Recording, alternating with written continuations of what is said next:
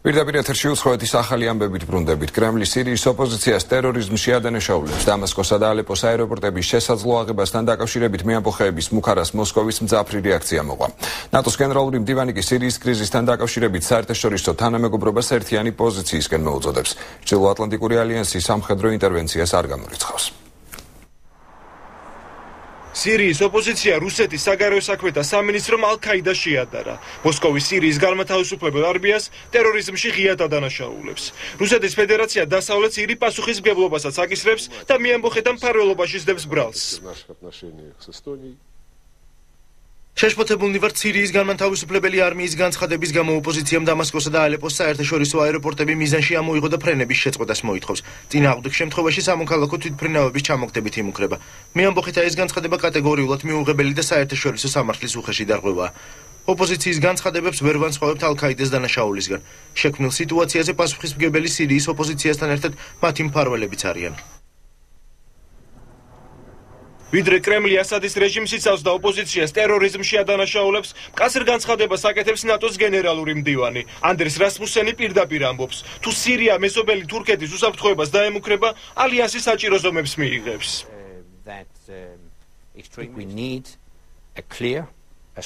კაფიო და ერთიანი პოზიცია გვჭირდება, რასაც საერთაშორისო საზოგადოება დააფიქსირებს და სირიელთა მისწრაფებებს დაეფუძნება. პოლიტიკური გადაწყვეტილება გვესაჭიროება. სირიაში განვითარებულ მოვლენებს ჩრდილოატლანტიკური ალიანსი ყურადღებით აგვირდება. თურქეთი ნატოს წევრი და სირიის მეზობელია. მზად ვართ ნებისმიერი ქმედებისთვის თურქეთის დასაცავად. დღესვე წითელი ჯვრის ახლადარჩეული პრეზიდენტი სირიაში ბაშარ ასადს შეხვდა. 45 წუთიანი მოლაპარაკების შემდეგ სირიის პრეზიდენტმა პირობა დადო, რომ ჰუმანიტარულ დერეფანს გახსნის და ორგანიზაციას ხელფეხს სამოქმედოდ გაუხსნის. მაუერისა და ასადის შეხვედრა პოზიტიურად დასრულდა. მთავარი თემა მოსახლეობის უსაფრთხოება და საკვებით მომარაგება იყო. ახლა წითელი ჯვრის პრეზიდენტი დამასკოშია და ომში დაშავებულებს და წითელი ჯვრის მოხალისეებს ხვდება.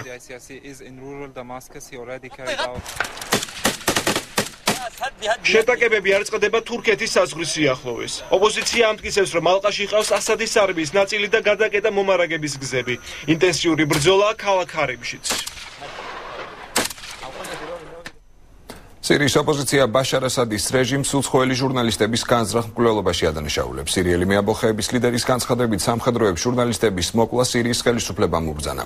არასამთავრობო მედია ორგანიზაციების მიხედვით სირია ჟურნალისტებისთვის სამუშაოდ ყველაზე სახიფათო ადგილია. ბოლო 17 თვის განმავლობაში კონფლიქტის გაშუქებისას სირიაში მედიის 8 წარმომადგენელი დაიღუპა. ასადის რეჟიმი უცხოელ ჟურნალისტებს განზრახ იტაცებს და კლავს. ეს მათი პოლიტიკაა. ჩვენ ვიცით, რომ გასულ თვეს იაპონელი ჟურნალისტი სამთავრობო ძალებმა მოკლეს. მკვლელი ჩვენ შევიფყარით. დაკითხვისას მან აღიარა, რომ ჟურნალისტების მოკლა და მოტაცება უბრძანეს. ჩინეთი და ვიეტნამი თავდაცვისა და უსაფრთხოების თემებზე საუბრობენ. ორი ქვეყნის თავდაცვის სამინისტროებს შორის რიგით მე-6 კონსულტაციებს ჰანოი მასპინძლობს. მიღწეულია შეთანხმება აქტიურ სამხედრო თანამშრომლობაზე. ორი ქვეყნის შეერაღებული ძალები გააღრმავებენ კონტაქტებს და იზრუნებენ კონსენსუსზე. პეკინი და ჰანოი რეგიონული უსაფრთხოებისა და სტაბილურობისთვის თანამოქმედების პირობას დებენ. ორ დედაქალაქს შორის ასევე შეთანხმდა მაღალ და უმაღლეს დონეებზე ვიზიტების სისტემატიური გაცვლის აუცილებლობა. ტრაგიკული ინციდენტების მიუხედავად ნატო ავღანეთში გეგმების შეცვლას არაპირებს კოალიციის ძალებზე. ბოლო პერიოდში მომხდარ თავდასხმებს ნატოს გენერალური მდივანი გამოეხმაურა. ანდერს ბოგ რასმუსენი თალიბების მარცხში დარწმუნებულია. აგვისტო ავღანეთში ნატოს ძალებისათვის ყველაზე მძიმე იყო. თალიბებთან ბრძოლას 53 ჯარისკაცი შეეწირა. აქედან 15 სამხედრო ავღანეთის არმიის ფორმაში გადაცვლულმა ტერორისტებმა დახოცეს. გახშირებული თავდასხმების მიუხედავად ISAF-ის მისია გეგმის მიხედვით გაგრძელდება. არ უნდა დაგვაუწყდეს თალიბანი. ისინი სამხედრო გამარჯვებას ვერ მიაღწევენ, მაგრამ ეცდებიან ძირი გამოუთხარონ ნდობას, რაც ISAF-სა და ავღანურ არმიას შორის არსებობს. არ გამოვრიცხავ, რომ თალიბები ავღანეთის უსაფრთხოების ძალებში თავიანთი მომხრეების ჩანერგვას შეეცდებიან, მაგრამ ისინი წარმატებას ვერ მიაღწევენ და ჩვენ სტრატეგიას ვერ შეცვლიან. გახშირებული თავდასხმების გამო ავღანეთის უსაფრთხოების ძალების მომზადების პროგრამა დროებით შეჩერდა. ერთობლივი წრთვნების გადადებასთან დაკავშირებით განცხადება საერთაშორისო უსაფრთხოების ძალების ბრიგადის გენერალმა გააკეთა. ჩვენი მეთაურის მოადგილემ წრთნების შეჩერებასთან დაკავშირებით ინფორმაცია უკვე გაავრცელა. პოლიციის რეკრუტების მომზადების პროგრამა დროებით შეჩერებულია. აღელვებული ვართ მომხდარის გამო. დღეს ავღანელ პარტნიორებთან ერთად მსგავსი ტრაგედიების თავიდან აცილების მექანიზმებზე ვიმსჯელებთ. 2012 წელს ავღანეთში კოალიციის 322 ჯარისკაცი დაიღუპა. ყველაზე ცხელი წერტილები ჰელმანდისა და ყანდაარის პროვინციებია. 2014 წელს ნატო ძალაუფლებას ავღანეთის უსაფრთხოების ძალებს მთლიანად გადააბარებს. მორიგი დიპლომატიური გაუგებრობა პეკინსა და ვაშინგტონს შორის. ჰილარი კლინტონის მიერ ჯაკარტაში გაკეთებულ პოლიტიკურ განცხადებას პეკინი უპასუხოდ არტოვებს. ჩინეთის საგარეო საქმეთა სამინისტრო მიიჩნევს, რომ ვაშინგტონმა სიტყვა უნდა შეასრულოს და არ ჩაერიოს სამხრეთ ჩინეთის ზღვის ტერიტორიულ დისპუტებში. პეკინი ჰილარი კლინტონის ინდონეზიაში ნათქვამმა ფრაზამ გააღიზიანა, რომლის მიხედვითაც ვაშინგტონის სადაო კუნძულებზე ტერიტორიული პრეტენზიის მქონე სახელმწიფოებს ეგრეთ წოდებული ქცევის კოდექსის დოკუმენტზე მუშაობის დროულად დამთავრებას თხოვს. ამერიკის პრეზიდენტი ბარაკ ობამა ქარიშხალ აიზეკი დაზრალებულ ლუიზიანას შტატს ესტუმრა. მან დაზრალებულები ანუგეშა და დაზიანებული ადგილები მოინახულა. ობამას ვიზიტამდე ლუიზიანას შტატში მისი ოპონენტი რესპუბლიკელი პრეზიდენტობის კანდიდატი მით რომნიც იმყოფებოდა. სტიქიის შედეგებისა და მათი რეაგირების შესაფასებლად ობამა ადგილობრივი ხელისუფლების წარმომადგენლებს შეხვდა. ქარიშხალი აიზეკი პირველი შტორმია, რომელიც წელს დაატყდა თავს ამერიკის შეერთებულ შტატებს. სტიქიამ ლუიზიანაში 6, ხოლო მისისიპიში 2 ადამიანი იმსხვერპლა. სურს ყველა აქ მყოფი შევაქო, რადგან მათ ბევრი ადამიანის სიცოცხლე გადაარჩინეს. მოსახლეობამ საშინელი ზარალი განიცადა. ნანგრევები უკვე გაწმენდილია და მოქალაქეებს შეუძლიათ დაიწყონ ხელახლა შენება. სურს კოორდინირებული მუშაობისათვის მადლობა უთხრა ადგილობრივი ხელისუფლების წარმომადგენლებს. როდესაც მსგავსი რამ ხდება, არავინაა დემოკრატი ან რესპუბლიკელი. ჩვენ ყველა ამერიკელები ვართ.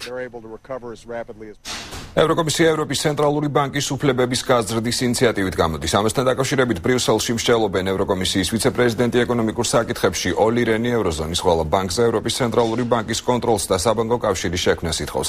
რენის ასკეგმა გერმანიის საგარეო საქმეთა მინისტრმა უარყო. მისი თქმით, ბრიუსელის ინიციატივა გერმანიის ბანკების უმრავლესობას თამაშგარი მდგომარეობაში ტოვებს. ახალ გეგმას ევროკომისიის პრეზიდენტი ჟოზე მანუელ ბაროზო 12 სექტემბერს წარადგენს.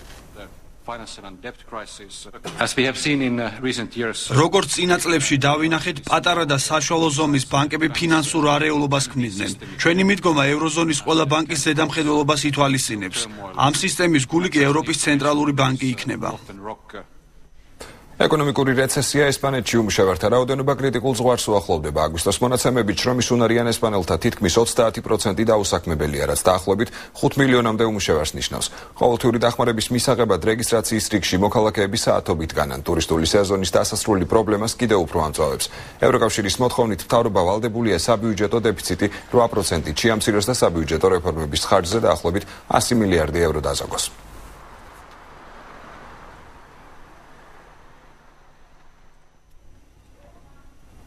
პენსიონერების დემონსტრაცია ათენში აქციის მონაწილეები ჯანდაცვის სფეროში გატარებულ რეფორმას აპროტესტებენ, რომელიც ჯანმრთელობის სახელმწიფო დაზღვევის გაუქმებას ითვალისწინებს. ასობით ხანდაზმული ადამიანი ჯანდაცვის მინისტრთან შეხვედრის მოთხოვნით სამინისტროს შენობაში შეიჭრა. მინისტრთან შეხვედრის შემდეგ კი დემონსტრანტებმა შენობა დატოვეს. ეკონომიკური კრიზისის ფონზე საბერძნეთში ბოლო 2 წლის განმავლობაში პენსია თითქმის 2-ჯერ შემცირდა. ანტიკრიზისული გეგმის ფარგლებში ხელისუფლება მის შემცირებას კიდევ აპირებს.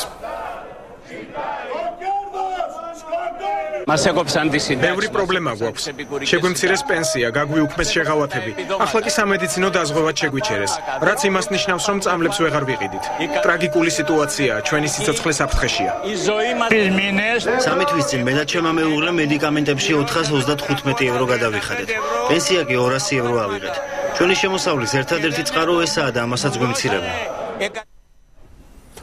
სომხეთსა და უნგრეთს შორის დიპლომატიური სკანდალი გრძელდება. უნგრეთის მთავრობის მიერ სომეხი ოფიცრის მკვლელობისთვის დაპატიმრებული აზერბაიჯანელი რამილ საფაროვის ბაქოსთვის გადაცემის ფაქტს ამერიკის პრეზიდენტი ბარაკ ობამა ეხმაურება. იგი უნგრეთისგან ახსნა განმარტებას ითხოვს. თავის პოზიციას აფიქსირებს მოსკოვიც, რომელმაც საფაროვის ბაქოსთვის გადაცემის ფაქტი დაგმო. სომხეთის პრეზიდენტი სერჟ სარკისიანი აცხადებს, რომ მისი ქვეყანა მზადაა აზერბაიჯანის შესაძლო აგრესიას უპასუხოს. ბაქოში კი სომხეთის რეაქციას პოლიტიკურად მოტივირებულსა და ისტერიულს უწოდებენ. რამდენიმე დღის წინ ერევანში უნგრეთის საკონსულოსთან დემონსტრანტებმა უნგრეთის დროშები დაწვეს და საკონსულოს კვერცხები დაუშინეს.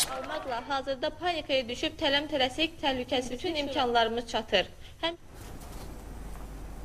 მესამე დღე არეულობა არ წყდება ჩრდილოეთ ირლანდიაში, ბელფასტის ქუჩებში კათოლიკებსა და პროტესტანტებს შორის შეტაკებები გრძელდება. უახლესი მონაცემებით 50 პოლიციელი დაშავდა. დემონსტრანტებმა გაიტაცეს სატვირთო მანქანა და რამდენიმე ავტომობილი დაწვეს. ისინი პოლიციას ფოთლებს, ქვებს და ეგრეთ წოდებულ მოლოტოვის კოქტეილებს უშენენ. ტრადიციული რელიგიური დაპირისპირების საბაბად ამჯერად აღლუმისთვის ჩასატარებელი ადგილის შეუთანხმებლობა იქცა.